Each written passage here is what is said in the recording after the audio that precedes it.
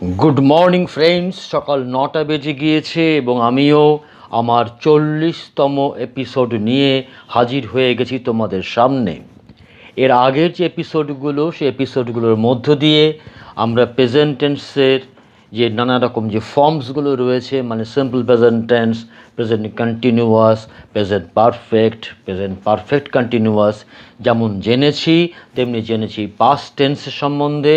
Past tense জেনেছি, past perfect tense জেনেছি, past continuous tense জেনেছি। এবার আমরা চলে আসব কয়েকটা বিশেষ ধরনের ক্লজের আলোচনাতে।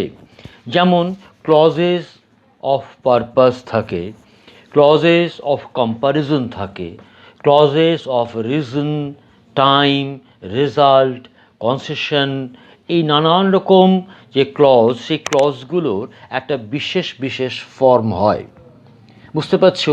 বাট টেন্সের বিষয়টা মাথায় রেখে যদি আমরা এই ক্লজগুলোর যে চরিত্র, সেই চরিত্র অনুযায়ী যে ভাগগুলো করা হয়েছে, যেমন আজ আমরা আলোচনা করব ক্লজেস অফ পারপাস নিয়ে, সেরকমভাবেই পরপর কয়েকটা ক্লাসে আমরা ক্লজেস অফ কম্প্যারিজন বা রিজন বা টাইম বা রেজাল্ট বা কনসেশন, এইগুলো যদি আমরা একটু আলোচনা করে নিই এবং তারপরে পরেই যদি আমাদের কন্ডিশনাল ক্লজেস, যে তোমাদের আমি আগে বলেছিলাম, ওটাকে আলোচনা করি, তাহলে তোমাদের পক্ষে কন্ডিশনাল ক্লজটা কেন এই ধরনের ক্লজগুলো থেকে আলাদা, বা কেন আমাকে আলাদা করে কিছু শিখতে হচ্ছে বা বুঝতে হচ্ছে, সেটা আমরা বুঝতে পারবো।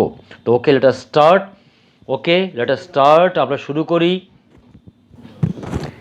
9 golden rules of clauses of purpose. 9 golden rules of clauses of purpose. তো আমাদের প্রথমেই আগে জানতে হবে যে পারপাস, এই যে উদ্দেশ্য, এটাকে আমাদের জেনারেল ফর্মটা কি হয়। সাধারণভাবে আমরা কিভাবে আমরা এই পারপাসটা, ইংরেজিতে পারপাস, বাংলাতে উদ্দেশ্য, তাই তো, উদ্দেশ্যটাকে বোঝাবার জন্যে আমরা ইংরেজিতে কীভাবে ব্যবহার করি। তো জেনারেল ফর্মটা কি হচ্ছে না, টু থাকবে। একটা সেন্টেন্স, একটা বাক্য, তার সাবজেক্টের জায়গায় নাউন বা প্রোনাউন থাকলো, তাই তো নাকি, তারপরে ভার্ব থাকলো, ফাইনাইট ভার্ব, তারপরেই হচ্ছে আমাদের পারপাসটা, মানে উদ্দেশ্যটা, যে উদ্দেশ্যে কথাটা আমি বলছি। ফলে দেখো জেনারেল ফর্মে লেখা রয়েছে টু প্লাস ভার্ব। যেমন আগে এক্সাম্পলটা দেখি, হি ওয়েন্ট টু ফ্রান্স। সে ফ্রান্সে গিয়েছিল। তাহলে কি উদ্দেশ্যে গিয়েছিল না, টু লার্ন ফ্রেঞ্চ। এখানে দেখো, খেয়াল রাখো, বাংলা ভাষাতে আমরা এটাকে জন্য বলি। সে ফ্রান্সে কেন গিয়েছিল না, ফ্রেঞ্চ ভাষা শেখার জন্যে গিয়েছিল, তাই তো, ফ্রেঞ্চ ভাষা শেখার জন্যে গিয়েছিল। ক্লিয়ার? এই যে জন্য বাংলাতে আমরা বলি, সেটা কিন্তু আসলে এই জন্যটা কোনো কারণটা ঠিকই, কারণটা কিন্তু আসলে উদ্দেশ্যকে বোঝাবার জন্যে কারণ শব্দটাকে আমরা ব্যবহার করি, তাই তো। He went to France to learn French, তার মানে ফ্রেঞ্চ শেখার উদ্দেশ্যে ও ফ্রান্সে গিয়েছিল। আমরা আরেকটা এক্সাম্পল দেখে নিই, দেখো একটু আলাদা। He sent Rahim to the post office to buy stamps. আগেরটা ছিল সাবজেক্ট নিজের উদ্দেশ্য, এবার সাবজেক্টের নিজের উদ্দেশ্য নয়, এবার কিন্তু আরেকজন, মানে কি অবজেক্টের একটা উদ্দেশ্য। He sent Rahim to the post office, সে রহিমকে পোস্ট অফিসে পাঠিয়েছিল কি না, to buy stamps. Clear? Stamp কেনার উদ্দেশ্যে। দেখো মুখ দিয়ে জন্য বেরিয়ে যাচ্ছে, জন্যটাই ঠিক, বাংলাতে আমরা জন্যটাই বলবো, সেটা অসুবিধে নয়। উদ্দেশ্য এই শব্দটা ব্যবহার করলে বরঞ্চ অনেকে ঘাবড়ে যাবে যে বাবা এ কী হলো, হঠাৎ এত সঠিক বাংলা কেন বলা হচ্ছে। অসুবিধে নেই, কিন্তু বাংলা থেকে যখন আমরা ইংরেজিটা করব, বাংলাটা যদি সঠিক না হয়, বুঝতেই পারছো, তাহলে তো ইংরেজিটাও সঠিক হবে না, তাই না। এবার চলে যাই আমাদের 2 নম্বরে, ইউজ, ব্যবহারের দিকটা। ব্যবহারের দিকটা দেখো কী রয়েছে না, so as or in order. So অ্যাজও হতে পারে, ইন অর্ডারও হতে পারে, এবং সেই ইউজের আমরা পরপর তাকে রেখেছি যে 9 রুলস যেটা বলেছিলাম সেই 9টা বিষয় আমরা পরপর রেখেছি। প্রথমে রেখেছি সো অ্যাজ বা ইন অর্ডার। দেখো এক্সাম্পলে চলে যাই। হি কেম ইন, সে ভেতরে চলে আসলো, কোয়াইটলি, ঠান্ডাভাবে, স্থিরভাবে, কোনো শব্দ না করে, so as not to wake the child, so as not to wake the child, তার মানে কি, যাতে কিনা শিশুটি ঘুমটা না ভাঙে, তাই তো নাকি? Thank you. He came in quietly so as not to wake the child, সে এত স্থিরভাবে চুপচাপ ঘরে ঢুকলো যাতে কিনা বাচ্চাটা ঘুম ভেঙে না যায়। আরেকটা এক্সাম্পল দেখো কি রয়েছে, she learned typing, she learned typing, সে টাইপিং শিখেছে, in order to help her husband with his work. She learned typing in order to help her husband with his work. In order to, তাহলে দেখো আমরা দুটো ব্যবহার শিখে নিলাম, so as এবং ইন অর্ডার। ইন অর্ডার টুও সেই উদ্দেশ্য, কিন্তু দেখো বাংলায় উদ্দেশ্য, ইংরেজিতে দেখো বিভিন্ন ক্ষেত্রে আস্তে আস্তে কেমন পাল্টে যাচ্ছে। যেমন চলে যাই আমরা 2 নম্বর দেখো কি বলছে না, when the infinitive of purpose precedes the main verb, যখন মেইন ভার্বটার আগে বসছে তখন আমরা কি করছি, in order may be placed first, তখন সেই সব ক্ষেত্রে আমরা ইন অর্ডারটাকে, এই যে আমরা এখানে ইন অর্ডার টুটাকে মাঝখানে রাখলাম, ঠিক আগের এক্সাম্পলটাতে, এখানে কিন্তু প্রথমও রাখতে পারি। কীরকম example, in order to show, দেখো in order to show his boss, আমরা দেখো কী দাঁড়িয়ে গেল, জন্য, in order to show his boss, কি দেখাতে না, what a careful, what a careful worker he was, what a careful worker he was, সে কতটা কেয়ারফুল ওয়ার্কার, কি করলো না, হি টুক এক্সট্রা ট্রাভেলস, সে এক্সট্রা ট্রাভেলসগুলো গ্রহণ করে, তাই তো? তাহলে ইন অর্ডার টুটা দেখো তো আগে বসে গেল। তাহলে আমরা কি শিখলাম 1 নম্বর এবং 2 নম্বর থেকে?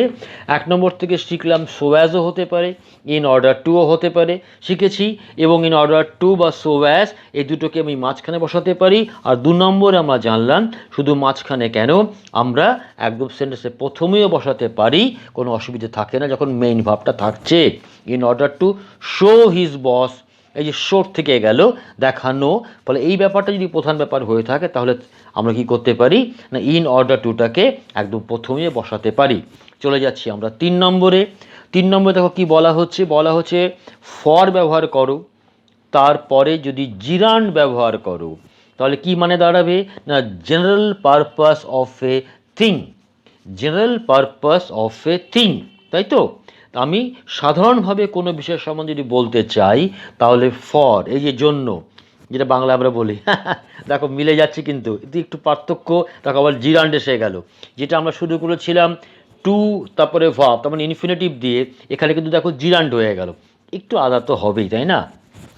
দুটো ভাষা তো আলাদা, কি তাই তো নাকি? হ্যাঁ, তো দেখা যাক, তো ফর প্লাস জিরান, তো ফর প্লাস জিরান কীরকম আমি বলছি দেখো, জেনারেল পারপাস মানে কি, ইন জেনারেল, সাধারণভাবে যদি আমি বলি, কীরকম এক্সাম্পল দেখো কি বলছি না, a corkscrew is a tool for opening bottles, a corkscrew is a tool for opening bottles, বোতল খোলার জন্যে, বোতল খোলার কাজে, হ্যাঁ ইয়াস, কী করা হয় না, একটা cork স্ক্রিউ is a tool, cork স্ক্রিউ একটা যন্ত্র, কিন্তু but for a particular purpose, কিন্তু এটাকেই যদি একটা নির্দিষ্ট কারণে, নির্দিষ্ট উদ্দেশ্যে আমরা ব্যবহার করি তাহলে আমরা কি করব, আমরা আবার সেই ইউজ ইনফিনিটিভ, আমরা আবার ইনফিনিটিভটাকেই ব্যবহার করব। যেমন এই ব্যাপারটাই আমরা পাল্টে দিলাম, এক্সাম্পলে চলে আসি, I am looking for a corkscrew, I am looking for a corkscrew, কি না, to open this bottle with, যেটা দ্বারা আমি এই বটলটাকে খুলব। ক্লিয়ার? তাহলে কি হচ্ছে, যখন ইন জেনারেল প্রপার্টি বা জেনারেল পারপাস বলছি তখন আমি ফর ব্যবহার করতে পারি, কিন্তু তারপরে কি হবে, যে ভাবটা থাকবে বা যে কাজটা করা আমার উদ্দেশ্য সেটা জিরান্ড থাকবে। কিন্তু যদি জিরাল না থাকে, সাধারণভাবে কোনো কথা না বলে নির্দিষ্টভাবে কোনো কথা বলি, তাহলে আমাদের আবার সেটা ইনফিনিটিভে চলে যাচ্ছে। চলে যাই আমাদের 4 নম্বরে। 4 নম্বরে আবার সেই সো দ্যাট হচ্ছে জেনারেল পারপাস। আমরা এক্সাম্পল বলি, ships carry lifeboats, ships জাহাজ carry lifeboats so that the crew can escape in the কখন, if the ship sinks, if the ship sinks, তাই না? যে যারা কি শিপটাকে সবসময় কি করা হয়, লাইফ বোটস থাকে, তাই তো, so that the crew can escape, so that যাতে কি না, এই যাতে কিনাটাও কিন্তু উদ্দেশ্য। ক্লিয়ার? আমরা চলে যাই 5 নম্বরে। এই যে সো দ্যাট বললাম আমাদের 4 নম্বরে, সেই সো দ্যাটের সাথে আমরা ক্যান বা কুড যদি রাখি, সো দ্যাটের সাথে যদি প্লাস মানে ক্যান বা কুড যদি রাখি, তাহলে কি মানে দাঁড়াবে না, would be able to, would be able to, কোনো কিছুতে সক্ষম হওয়ার কথাটাকে বোঝাচ্ছে। যেমন example, they wrote the notices, they wrote the notices in several languages, অনেকগুলো ভাষাতে তার নোটিশটাকে লিখলো, সো দ্যাট যাতে কিনা ফরেন টুরিস্টস কুড পারে understand them, foreign tourist could understand them, এই যে দেম, কুড যেটা আমি রাখলাম, এটা কি মানে কি দাঁড়ালো, এটা দাঁড়ালো সো দ্যাট থাকছে আর কুড থাকছে, এই যে জায়গাটা রাখলাম কি না, যাতে কিনা দেখো কমার মধ্যে ব্র্যাকেটের মধ্যে কী রয়েছে দেখো, উড বি এবল টু, যাতে কিনা তার সক্ষম হয়, তাই তো। চলে যাই আমাদের 6 নম্বরে। 6 নম্বরে কী রয়েছে দেখো, এগুলো সব পজিটিভ সেন্টেন্সের কথা বললাম। যদি নেগেটিভ হয় তাহলে কি করব, সে কথাটা আমরা রেখেছি 6 নম্বরে এবং 7 নম্বরে। দেখো বুঝতেই পারছো, তোমরা প্রত্যেকে সাবস্ক্রাইব করো এবং পুরো ভিডিওটাকে দেখো, তা না হলে এই যে লজিক্যালি ব্যাপারটাকে রাখছি পর বিষয়গুলো, সেই বিষয়গুলো কিন্তু আমাদের কাজে লাগবে না আর কি। Okay, so please subscribe and share, discuss করো, মুখস্থ করে তো এগুলো হয় না। চলে যাই আমাদের 6 নম্বরে। 6 নম্বরে কী রয়েছে, যে negative purpose clauses, negative purpose clauses are generally made, কীভাবে তৈরি করা হয় না, বাই পুটিং উইল অথবা উড অথবা শুড এগুলোকে ইনটু দ্য নেগেটিভ, তাদের নেগেটিভ করে নিই, মানে কি will not, would not, should not, এরকম করে আমাদের এই পারপাস ক্লজগুলোকে নেগেটিভ করা হয়। চলে যাই এক্সাম্পলে, দেখো কি বলা যাচ্ছে, বলা হচ্ছে যে criminals usually call from public telephone booths, যারা ক্রিমিনাল হয় তারা পাবলিক টেলিফোন বুথ থেকে সাধারণত কল করে, কাউকে ফোন করে, সো দ্যাট যাতে কি না, সো দ্যাট আমাদের জানা জিনিস, আমরা জেনে গেছি এর আগেই, so that the police won't মানে উইল নট বি এবল কি to trace the call, will not be able to trace the call. তাহলে এই যে জায়গাটা, এই যে আমরা রাখলাম, তাহলে কি হচ্ছে না, নেগেটিভ যখন আমি করলাম তখন আমি উইল নট রাখলাম, তাই তো নাকি, উইল নট রাখলাম। এবার চলে যাচ্ছি আমাদের 8 নম্বরে। 8 নম্বরে দেখো কি বলা আছে, 8 নম্বরে দেখো, এটাও দেখো বলা হচ্ছে আমাদের নেগেটিভ পারপাস। তো নেগেটিভ পারপাসে আমরা কি রাখতে পারি, চলো নেগেটিভ পারপাসে আমরা রাখতে পারি শুধুমাত্র কি এভাবে আমরা বাই পুটিং উইল বা উড বা শুড, এটাই চলবে না, অন্য কোনো কিছু আছে? আমরা দেখতে পাচ্ছি যে আমরা অন্য বিষয়ও পাচ্ছি। কি পাচ্ছি না, টু অ্যাভয়েড রাখবো, কিন্তু তারপরে কি রাখবো দেখো, প্লাস করে জিরান্ড রাখা আছে। যেমন ওখানে ফরে বলেছিলাম, কিন্তু এখানে নেগেটিভ করার জন্য তাহলে টু অ্যাভয়েডও রাখতে পারি, কিন্তু তারপরে আমাকে জিরান্ডকে ব্যবহার করতে হবে। যেমন আমি দেখো একটি বাক্য রেখেছি, একটি বাক্যের মধ্যে মানে আগের নিয়মটাও প্রয়োগ করেছি, আবার টু অ্যাভয়েডের নিয়মটাও প্রয়োগ করেছি। দেখো দুটো অ্যারো চিহ্ন দিয়ে আলাদা করে লেখা রয়েছে, একটু ভালো করে দেখি আমরা। হ্যাঁ, তোমরা ভালো করেই দেখছো, অবশ্য আমার বলাটা ঠিক না, খুব মন দিয়ে শুনছো। প্লিজ হ্যাঁ সাবস্ক্রাইব করো আর মন দিয়ে শোনো। She always shopped in another village, সে সবসময় অন্য একটা গ্রাম থেকে কেনাকাটা করে, তাই তো। এবার প্রথম অ্যারোতে কী বলা হচ্ছে দেখো, so that she would not meet her own neighbours, এই যে আমি 1 নম্বর নিয়মে বলেছিলাম উড ব্যবহার করবো নেগেটিভের জন্য, এখানে সেটা করা হয়েছে, so that she would not meet her own neighbours, যাতে কিনা তার নিজের প্রতিবেশীর সাথে তার দেখা না হয়। তারপরে অ্যারো দিয়ে দেখো কী লিখেছি না, টু অ্যাভয়েড সো দ্যাটটা না লিখে কী রাখলাম, she always shopped in another village to avoid meeting her own neighbours. দেখো উড নট যেটা রেখেছিলাম আমরা, আর সো দ্যাটের সঙ্গে সেটাকে রেখেছিলাম, সেটাকে আমরা কি করলাম, আমরা টু অ্যাভয়েড ব্যবহার করলাম। কিন্তু যখন টু অ্যাভয়েড ব্যবহার করলাম তখন কিন্তু আমরা মিটিং রাখলাম, জিরান্ড করে দিলাম। চলে যাচ্ছি 8 নম্বরে। 8 নম্বরে কী রয়েছে, ইন কেস ব্যবহার করতে পারি, তারপরে সাবজেক্ট থাকবে, তারপরে ভার্ব থাকবে। সাধারণত যদি এরকম হয় ইন কেস, তাহলে সে ব্যবহারটার ক্ষেত্রে কি হয়, এটা একটা স্টেটমেন্ট, এটা একটা বক্তব্য হতে পারে কিংবা অর কমান্ড হতে পারে। যেমন দেখো এক্সাম্পল, দেখো দুটো এক্সাম্পল দেওয়া আছে। যেমন প্রথমে রেখেছি I don't let him climb trees, আমি তাকে গাছে ওঠার কখনোই অ্যালাউ করি না, মেনে নিই না, in case he tears his trousers, পাছে তার ট্রাউজার্স, তার জামা প্যান্টটা ছিঁড়ে যায় আর কি। বুঝতে পেরেছি ব্যাপারটা। এবার কি চলে গেলাম 2 নম্বরে, don't let the baby play with your watch. দেখো play with your watch in case he breaks it, in case he breaks it. তুমি তোমার কি বলছি বেবিকে তোমার ঘড়িটা দিয়ে খেলতে দিও না, যাতে বাই চান্স ও যদি ভেঙে ফেলে। এই যে বাই চান্স মুখে বলে বলি না, যদি ভেঙে ফেলে, যে বাই চান্স যদি ভেঙে ফেলে, এটাকেই কিন্তু আমরা ইংরেজিতে কী বলছি, ইন কেস হি ব্রেকস ইট। ঠিক আছে, তাহলে চলে যাচ্ছি সব শেষে 9 নম্বরে, সেটা হচ্ছে আমাদের লেস্ট, সেটা হচ্ছে ইন ফিয়ার, ভয়।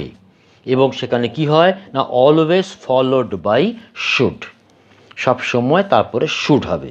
এক্সাম্পলে চলে যাই, he doesn't dare to leave the house, সে ঘরটা ছেড়ে বেরোতে সাহসই করে না, lest someone should recognise him, যাতে তাকে কেউ না চিনে ফেলে।